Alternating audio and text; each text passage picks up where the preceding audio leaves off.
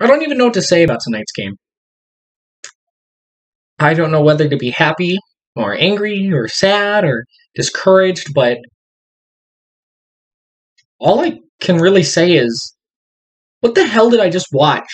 I watched the worst 30 minutes of the entire Golden Knights season, and somehow they won.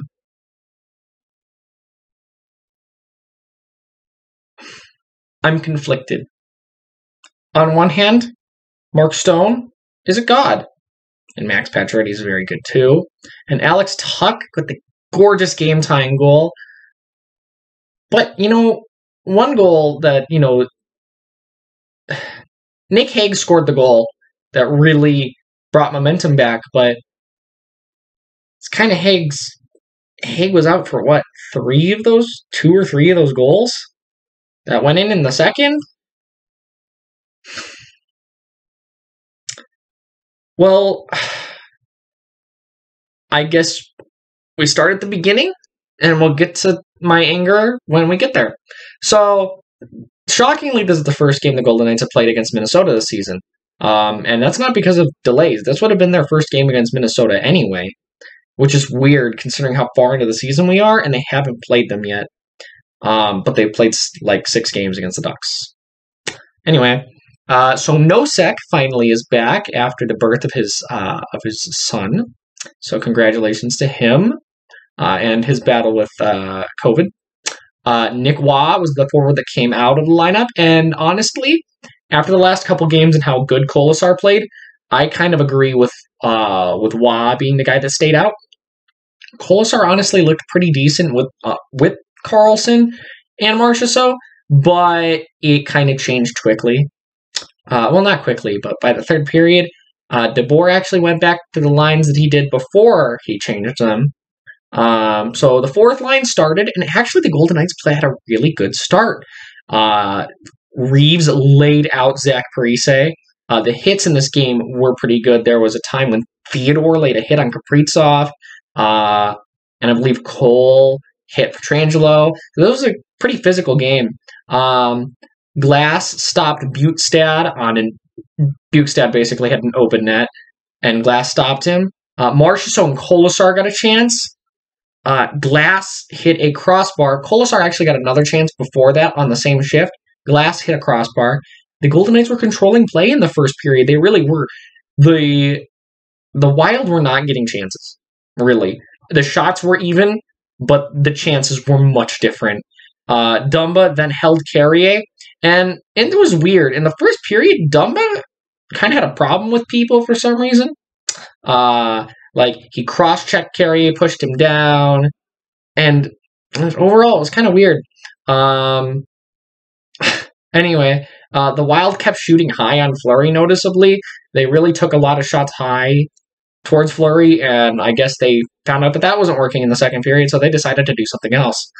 We'll get to that. Marchessault hit a post, so 2 posts for the Golden Knights in the first period. Luckily, the post would treat them nicely later on. And the Golden Knights really were the better team in the first period. They really were. The shots and the score didn't tell the story.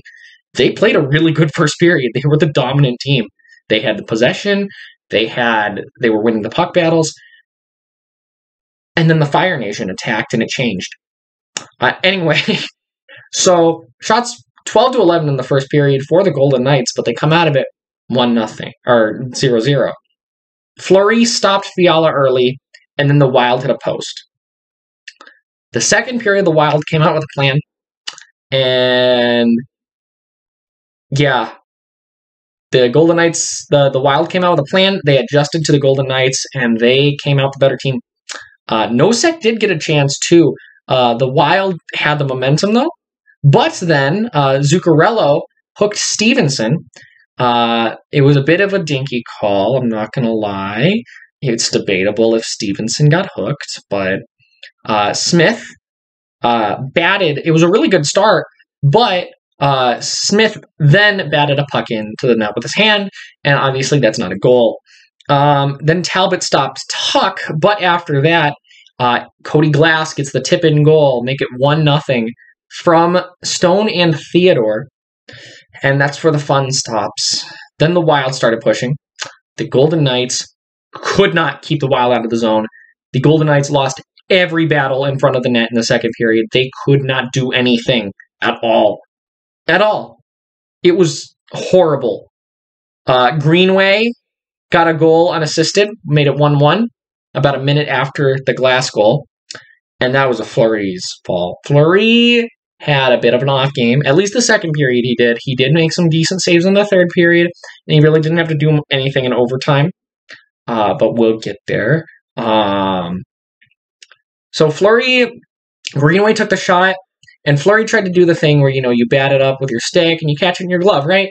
Well, he batted it too hard, and it went right back to Greenway, who just put it in an empty net. And yeah, that was a pretty bad goal. You know what's even worse? Foligno scores literally immediately after from Brodin to make it 2-0. And that one, I don't really know who to blame for that one. Maybe Coghlan, just because he couldn't intercept the pass, but I think that was more of a fluke goal, just because it bounced off of both of Foligno's legs. And it wasn't really a kick-in, because it bounced off both of his legs, and there's no way he tried to do that one. Fleury then stopped Kaprizov as the Wild kept pushing. The Wild had all of the momentum up to that point. And then the Wild took a too-many-men call. Pacioretty got stopped. Then he got stopped again. And then Stone, again, with his second primary assist of the night, from Stevenson to Pacioretty, so Pacioretty would not be denied and got the game-tying goal. There was a Golden Knights shot that got deflected through the crease after that. So that's also their second power play goal of the game. So their power play looked pretty good tonight.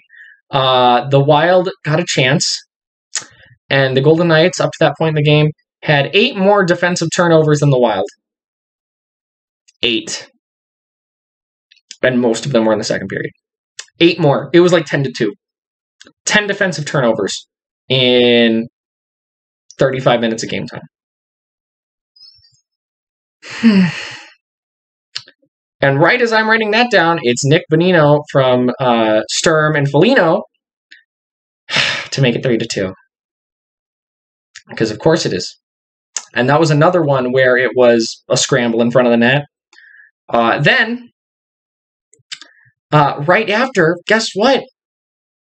Foligno and another Wild player, I don't even know, got a 2-on-1 immediately after, and guess what happened? Guess what happened? Foligno put it right over Fleury's shoulder on the 2-on-1. So it's 4-2, and that was basically the end. Another unassisted goal. The Golden Knights were outshot 16-15. There were 31 shots in that period. 31. That was a fast period, and honestly, the Golden Knights could not win puck battles at all, in any capacity. They looked flat, especially in those last 10 minutes where the Wild scored 4 goals. Oh, I have it written down wrong in my notes where I have the Golden Knights being at 4-2. Yeah, no. Then, the third period starts, and I'm like, well, they need to score early. And they didn't. And this is where I was probably most angry tonight.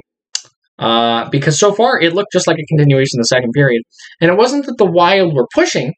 It was that they were holding down the fort in the Golden Knights zone. They weren't getting huge chances.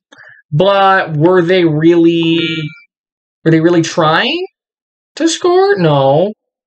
They were just keeping it down there. And the Golden Knights could not do anything at all.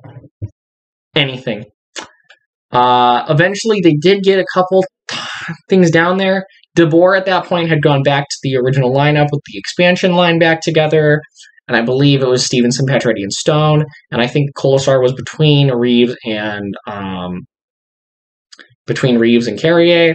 Of course, Nosek would be there. I'm dumb. Anyway, the Wild were shutting it down. There were no shots for either team in that period. 5.5 minutes in. Fleury then stopped Foligno, and then he stopped a Greenway. The Golden Knights were doing nothing. Shots were 3-0 about 12 minutes into the period for the Wild. 3-0, 12 minutes in.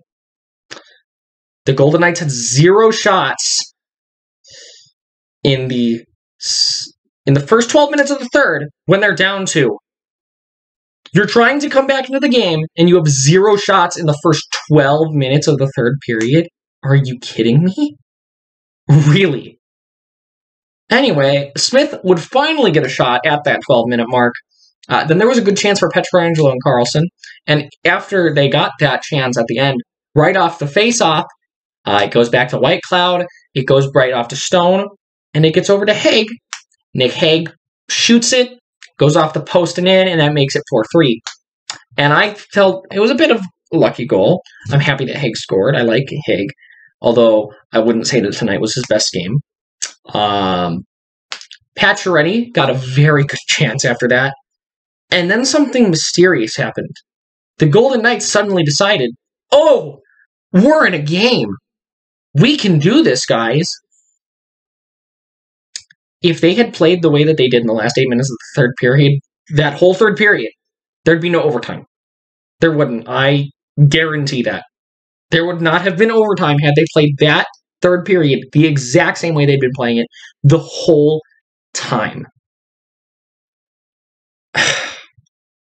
Anyways, Pacioretty got a good chance. Glass got a one-timer that was stopped by Talbot. Talbot stood on his head. Talbot played really well tonight. Then, the Golden Knights got a scramble in front. Talbot then stopped Alex Tuch. Alex Tuch had a good game.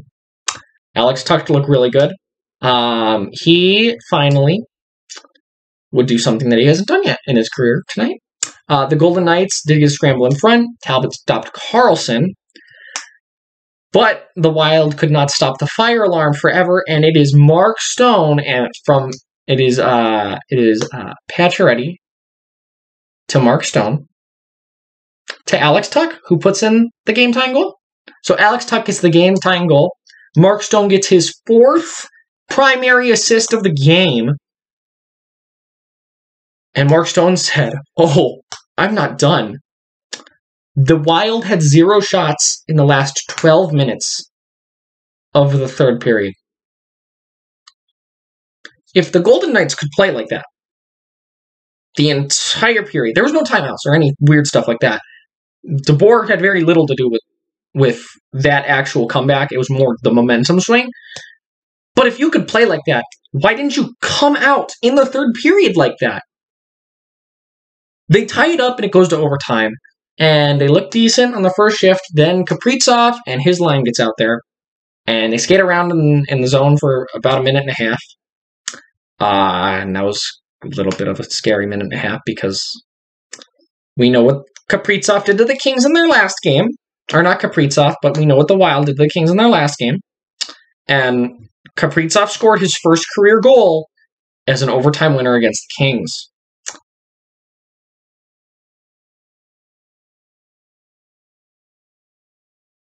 Yeah, anyway. But Mark Stone goes down the ice. Defenseman, I don't know who it was. I don't care. Flies down. Stone is getting around a defenseman. He lays down. Stone gets around him. Puts a perfect pass right onto Max Pacioretty's tape. And Pacioretty wires home the game winner. Shots on goal in overtime. Oh, I didn't mention shots on goal. Shots on goal are 11-3 in the third period. 11-3. They had 11 shots in 8 minutes. You could have had 20. You could have had 25 shots in 20 minutes had you played that whole time.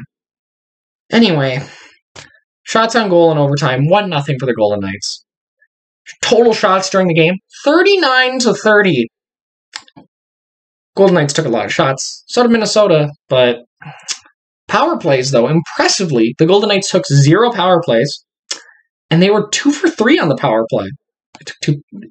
Took 0 penalties. I'm sorry. It's right after the game. I'm tired. Okay? So we'll go over my 3 stars, okay? Honorable mention to Nick Haig.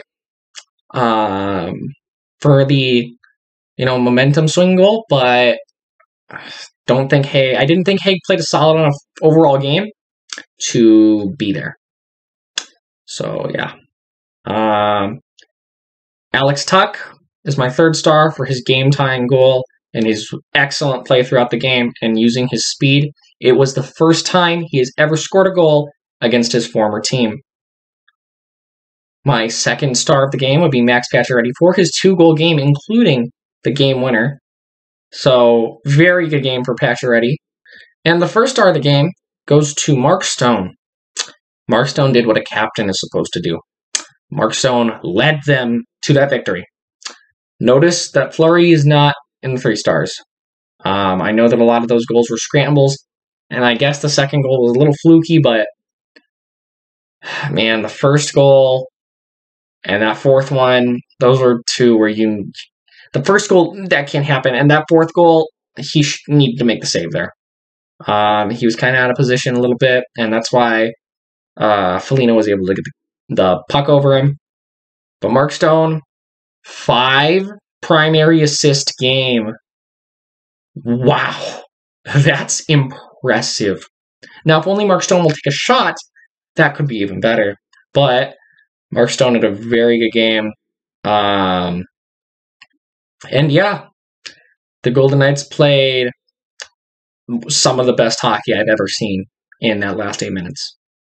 And they played really, really well in overtime. But they played probably their worst half hour of the season. Also, notably, I forgot to mention, the Wild came into this game on a 6-game winning streak, so now they're on a 7-game point streak. So, yeah, the Golden Knights are now 2 points ahead of them in the standings, I believe, with a game in hand. And fans were back in attendance tonight, so it's always great to see fans back at the Fortress. I wish I could be there, but it's not going to be this season. Just with how things have worked out. But yeah, it was a fun final 8 minutes. And yeah, and a fun overtime. Fun first period.